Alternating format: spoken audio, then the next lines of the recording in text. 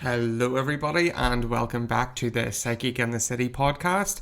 I am everyone's favourite psychic in the city, Sean McGeough, and I want to really just welcome you all back for sticking around, and I do hope that you are enjoying this little weekly podcast and that you are checking in on my morning glory. There will be a few changes being made to the schedule over the next little while, so we will definitely be looking into that a little bit more, a little bit differently, and just seeing what we can provide for you. So do feel free to like, subscribe, and leave a little comment down below if there's anything in particular that you would like me to chat about as this Psychic in the City podcast.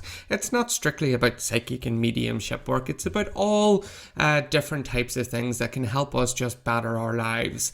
And hopefully we'll have some guests over the next few weeks as I'm speaking to some people to get them on. But I would really like to know what topics you would like us to discuss.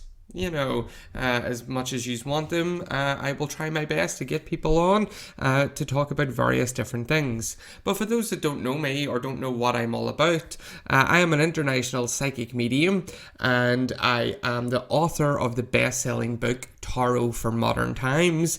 And if you're listening to this over the current period, the day that it's released, I suppose, check the description box, as there may be a link to get a free copy of my best-selling book Tarot for Modern Times. All you have to do is pay the shipping fees for that, so do check the comments or the description for a link for that, as Tarot for Modern Times is my absolute baby. It's my little pride and joy. And the workbook itself actually came from, so I say, about maybe 10 years, like a decade of doing paid readings, like professional readings, I should say. And, I've been involved with the tarot from I was 13, so that's like 20 years. That's a 20-year journey with the tarot. And, as someone that was interested in the tarot and around that age, there wasn't always an awful lot of resources, I should say, because, the internet was only really starting out to become a thing. And, everything that I came across with the tarot, based on research, there was a lot of, old-fashioned things, very traditional, from like hundreds of years ago, that you would maybe see in the movies, where the old traveling gypsy fortune teller would turn over the lover's card, and then the devil card, and then the death card, and then the actress would die. You would find an awful lot of things like that about the tarot or the traditional meanings. And I by in no way, shape or form am I trying to say that the traditional meanings do not stand, because they most certainly do. I firmly believe that the tarot is a skill set. The tarot have meanings. It's not just what you think they mean at that time, and that's just my opinion. And I know many, many, many other readers think the same way, because, they've stood the test of time for so long based on the meanings that they have, and the suits representing different areas of our lives, and the major arcana representing different things, different major events that we go through in our life. So it's not just, like the Fool can mean this card for one person and then mean like they're going to have lunch the next day, whenever the first time it meant holiday.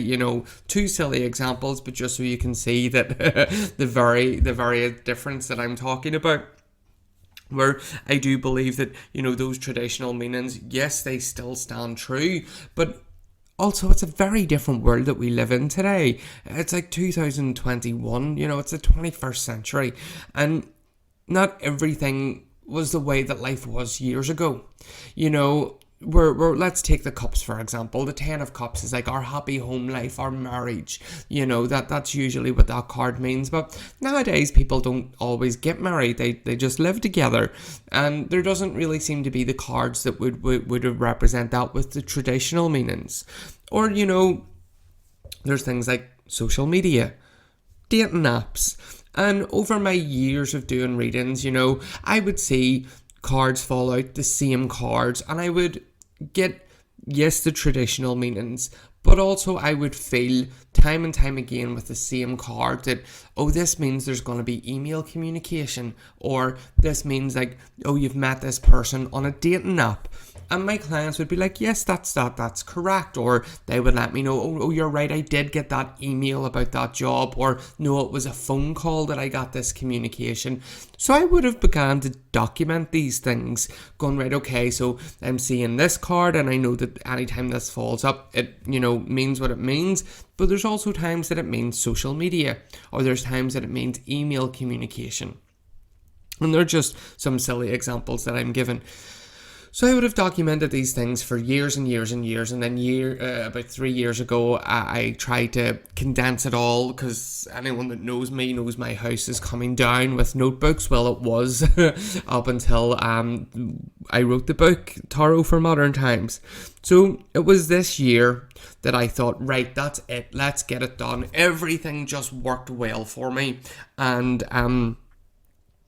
the book came. It just flew out. I was able to reference everything. I was able to cross-reference everything from those years and years of documenting those things and being able to put them down into the Tarot for Modern Times workbook. So section 1 of the workbook is all about the cards individually, going through all 78 of the cards, their traditional meanings and the modern meanings that I've seen for years. And then there's a space for you to work, to write your own notes. So it doesn't matter which deck that you use, although I am a big fan of the Faulkner Tarot. Do check them out, Rhiannon Faulkner and the Faulkner Tarot.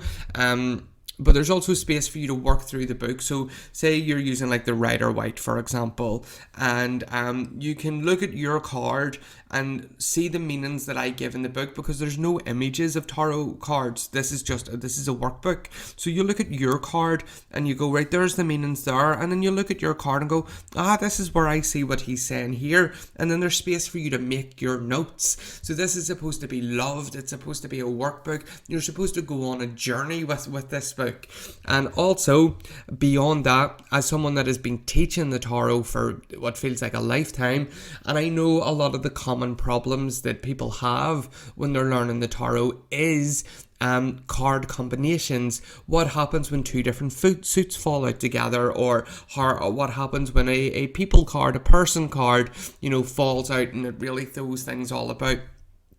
So section 2 is all card combinations, but I thought, because I'm dead extra, I'm going to take it one step further for everybody that has got the book, and divide the combinations up into sections based on themes, such as love and relationships and communication, so that you have a good wee reference point going, well, say I want to learn more about doing relationship readings and certain combinations, and just seeing what happens when you're looking for a certain area, and then section number 3 of the book has some spreads in it that I've been using and teaching for years. So that is the book Tarot for Modern Times. It is a best-selling book on Amazon. But like I was saying, I am giving the book away at the minute. All you have to do is pay shipping, so there might be a link in the description of this podcast for you to go and get that, and if you're listening too far in the future, I'm sure there will be a link to go and purchase the book on Amazon. So yeah, that's kind of it, like with that. This is I kind of went a little bit off topic from what I wanted to talk about. As if you know me, you know that is pretty standard, but that's kind of what I've been doing, just getting the word of the tarot out there. God, I do love the tarot. And this is the part where I am going to swear, so I am sorry if you're easily offended, but we are following today's episode name, which is called Fuck These People. And that's really what I want to talk to you about today, because we're all on a journey in life, guys, every single one of us, and sometimes we gotta look after ourselves, and we tend to get caught in cycles of being with people that are destructive. And I'm only going to say it one more time, maybe twice. We gotta learn to say fuck these people, and we gotta look after ourselves. Have you ever heard that saying, that you're the average of the 5 people that you hang about with? We really, really are. And some people will either intentionally or unintentionally hold us back and prevent us from moving forward. And what we really, really got to do is we got to take stock of these people, that are around us, because we will be so crucial and cutthroat and brutal whenever it comes to our relationship side of our life. Whenever it comes to the romantic side of our life, we'll dump him because, he does something that we don't like. We'll ditch her because she behaves in a certain way that isn't in alignment with who we are. But we will still put up with people's nonsense because we've seen them known them for years. And that can come from many different reasons, that maybe we'll have sympathy for them, we'll want to help them, we'll want to help pick them up.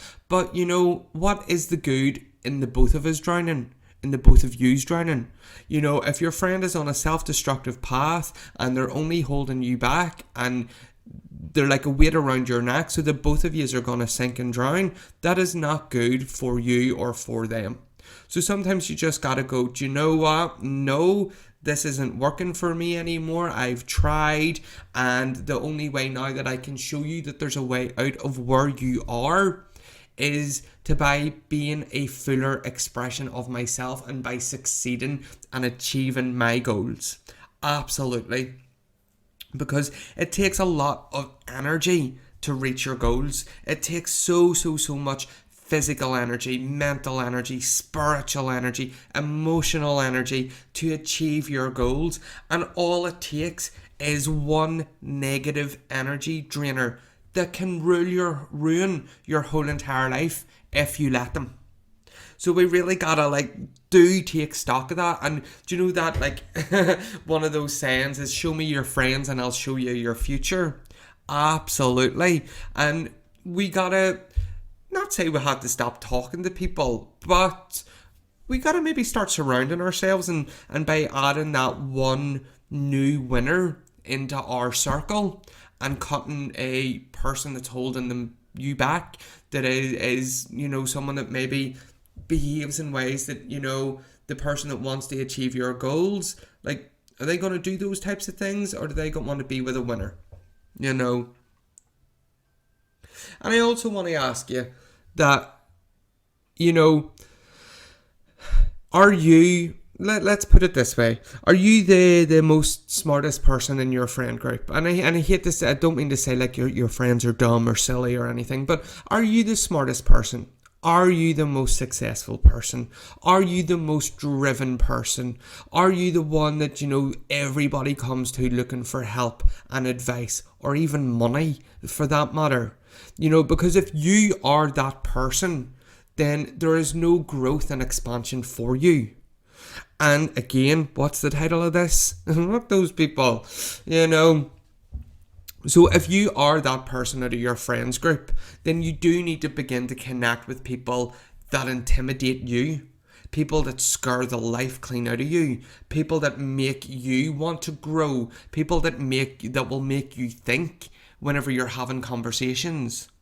Not being around, the collective negative, because there is something about us as people that we've been programmed and conditioned so much to actually sit and talk about our negatives, to talk about the crap that's going on. And the more that we have people that are going to listen to our negative stories, and the more people that are, I'm really sorry you're going through that, and the more people that will share their own negative, that really reinforces those beliefs that, well, let's just do this, and people get a kick out of that in one way or another. Otherwise they wouldn't be doing it. They may consciously be aware of it or not, but that is just the way that it is, So try and get yourself around people that are going to push you, that, like I say, intimidate the life clean out of you, but in the best way. Not intimidate you that you're scared. It's like you look at them and you're like, oh my God, I can't believe you've done this. I can't believe, like, and the people that you respect also. Like, I have an amazing accountability buddy. That's my friend that we keep each other accountable for our goals.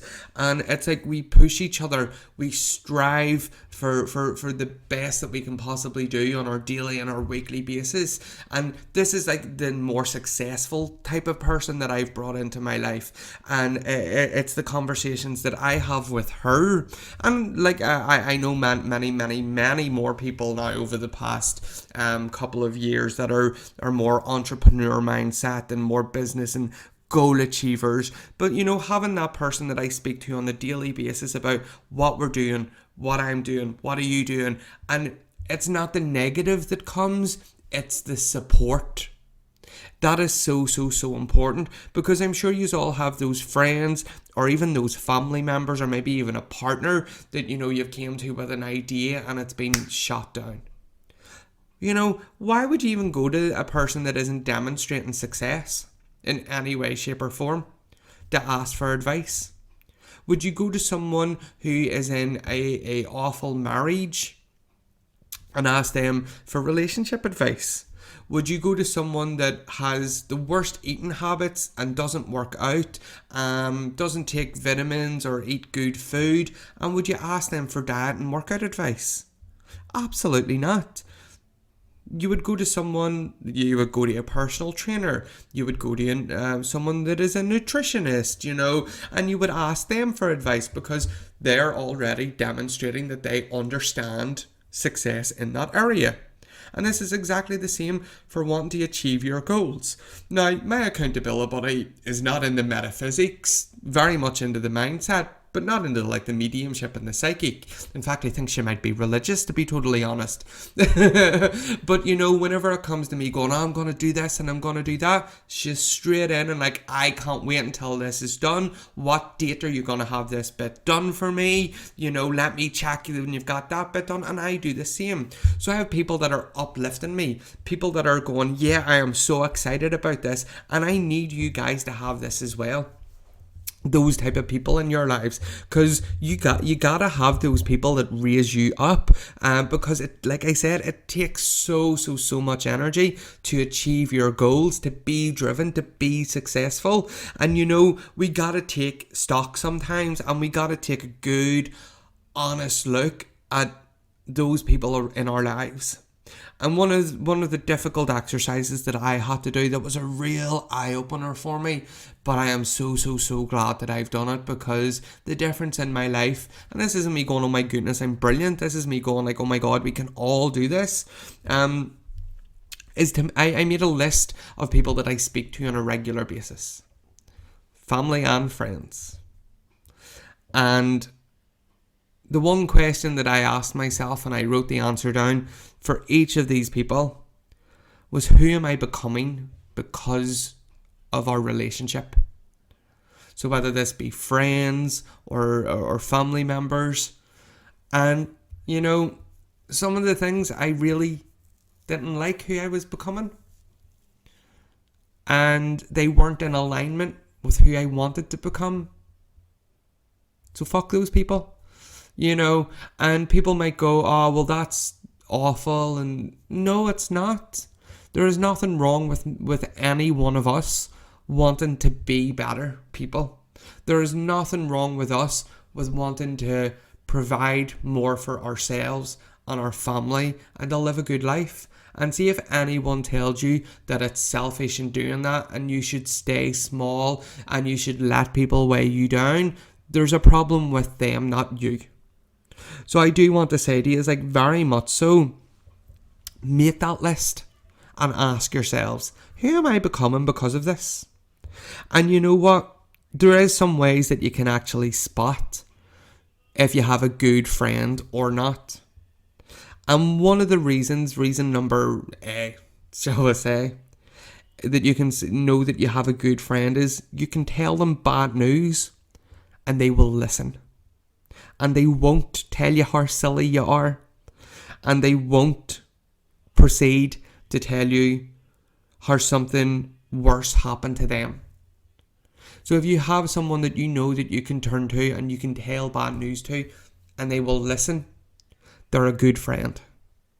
If it's someone that is quick to judge you, well, sure, I told you that would happen. My God, you're so silly for that. Sure, how did you not see that happening? And then makes it all about them.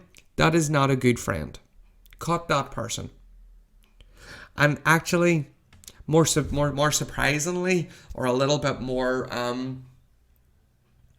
weird, shall I say, is going to someone and telling them good news, and they will help you celebrate it. That is a good friend. But see, if you have the friend where you don't want to tell them fully the good news, or you just give them a wee bit of it because it will be like boom, and you know it won't be well received, they'll kind of hit you back with it. Or better still, they'll talk about a good thing that happened to them a couple of years ago, or a success that one of their friends achieved recently or a few years ago.